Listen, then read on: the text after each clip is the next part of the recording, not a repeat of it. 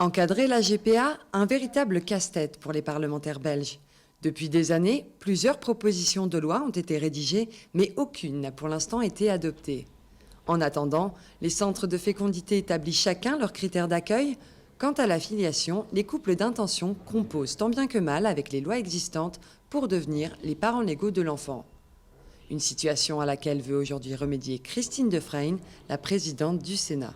C'est une préoccupation qui ne m'a jamais quittée depuis que je suis sénatrice parce que je considère que c'est un problème de société et que le législateur doit prendre ses responsabilités et trouver un encadrement. Il y a eu plusieurs propositions de loi avec des approches différentes, des propositions très restrictives, des propositions d'interdiction, des propositions qui cherchaient une voie médiane. C'est un peu le sens de ma première proposition, des propositions plus ouvertes ou plus laxistes, c'est selon, mais on n'a jamais réussi, malgré plusieurs tentatives, à trouver un consensus qui aurait permis en tout cas de dégager une majorité parce que c'est un sujet extrêmement sensible, extrêmement délicat d'une part, et chaque fois qu'on aborde un des volets de la gestation pour autrui, eh bien, immédiatement une multitude de questions se posent.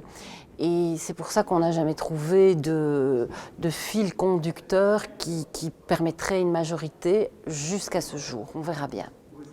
Depuis fin janvier, les débats ont repris autour de ce sujet à la Haute-Chambre. Médecins, philosophes, juristes sont entendus en commission. Le but, rassembler les réflexions qui aideront à élaborer une future loi. Mais attention, le Sénat belge n'a plus la capacité de légiférer.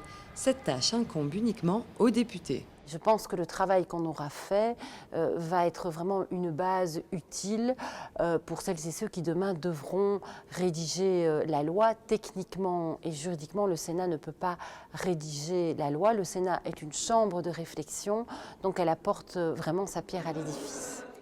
Sénatrice, mais également responsable d'un centre qui pratique la GPA à Gand, Petra de Sauter se réjouit à la perspective d'un encadrement. Une loi sécuriserait les hôpitaux, mais aussi les patients, même si aujourd'hui, les 3 centres belges prennent de grandes précautions. Il faut que le message passe que la GPA, on peut la faire de façon correcte. On peut vraiment la faire de façon correcte. Et tous les principes que les gens emploient contre la GPA, souvent, ça montre qu'ils ne savent pas tout à fait de quoi ils parlent. Ils parlent des situations californiennes, indiennes, etc. Mais quand ils voient comment ça se pratique vraiment de façon correcte dans les centres, comme on le fait en Belgique, il y a beaucoup de gens qui changent d'idée, qui disent « Ah, on ne savait pas que c'était possible ». Et quand on ne le fait pas commercial, quand on fait avec l'accompagnement, quand on choisit très bien et on fait un screening très profond, à ce moment-là, on n'a pas de problème par après. Et tout ce qu'il faut, c'est changer la situation légale d'aujourd'hui pour que la période qui mène à l'adoption soit raccourcie, parce que ça, c'est une période très très longue, qui n'est pas dans l'intérêt de l'enfant si jamais quelque chose se passe avec les parents d'intention, avec la mère porteuse. Malgré les retours positifs des centres de fécondité belges, certains sénateurs restent opposés à cette pratique, à l'image de François Dequesne, président du groupe chrétien-démocrate wallon au Sénat. La formation CDH, donc le parti dont je préside le groupe ici au niveau du Sénat, nous ne sommes pas favorables à la gestation pour autrui. On n'y est pas favorable, je dirais, dans l'absolu, c'est-à-dire en ce qu'elle remet en cause, je dirais, le principe selon lequel tout enfant a 2 parents. Ici, on insère une 3e personne, on crée un lien avec une mère porteuse. Et donc voilà, pour nous, il y a un problème, il y a une difficulté effectivement à admettre ce mode-là comme un mode normal. Une position qui n'empêche pas François Dequesne d'être ouvert au débat. Le sénateur admet qu'il faut tenir compte et réfléchir sur la situation existante en Belgique. Je pense que ce n'est pas idéal que de promouvoir la gestation pour autrui. Par contre, ici, dans les faits, il faut tenir compte de ce qui se passe autour de nous. Et donc je pense que c'est pour ça que c'est important qu'on ait une réflexion ici au Sénat belge sur cette question pour voir si il faut fixer un cadre ou pas, en sachant qu'en Belgique aujourd'hui, on a 3 centres qui pratiquent cela dans un vide juridique. C'est pas parce qu'on a une position sur un sujet qu'on ne peut pas évoluer et entendre ce qui se fait, ce qui se passe. La Belgique n'est pas une île, le monde bouge autour de nous, on doit aussi pouvoir en tenir compte. Et donc je pense que c'est vraiment important qu'on puisse avoir un débat, et dans un État fédéral, le Sénat est un lieu qui convient particulièrement à ce type de débat. Auteure de 2 propositions de loi sur le sujet en 10 ans, Christine de Vreijn a vu son propre positionnement évoluer. Ses entretiens avec différents experts ainsi que le passage de lois sur d'autres sujets de société l'ont rendue plus tolérante envers cette pratique.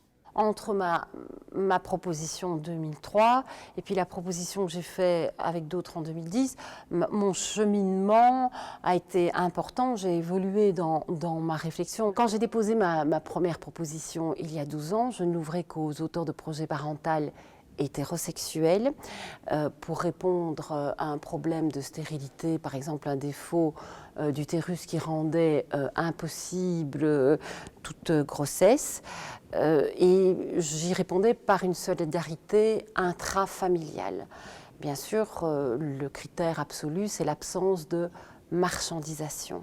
Donc voilà un peu le schéma qui était de dire qu'entre l'interdiction absolue, que je ne souhaite pas, et le laxisme un peu à l'américaine, il y avait une voie médiane.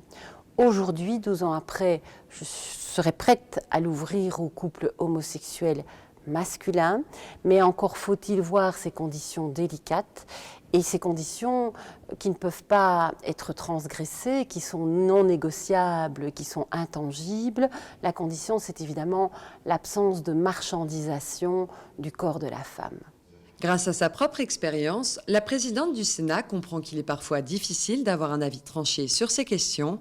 Alors, quand on lui demande de jauger la position des parlementaires, Christine de Vreijn est pour le moins dubitative. Je pense qu'il y a des sensibilités différentes. Il y en a qui sont contre, qui sont réfractaires, d'autres qui sont plus nuancés, d'autres qui sont plus ouverts. Sur ces matières-là, qui sont des matières éthiques, il y a en tout cas c'est comme ça dans ma formation politique, une liberté totale de vote parce que ça concerne des choses qui touche en quelque sorte un peu à l'intime, à l'essence de la vie, et chacun peut avoir sa propre approche. Donc à ce stade, il est prématuré de voir si une majorité pourrait se dégager ou non.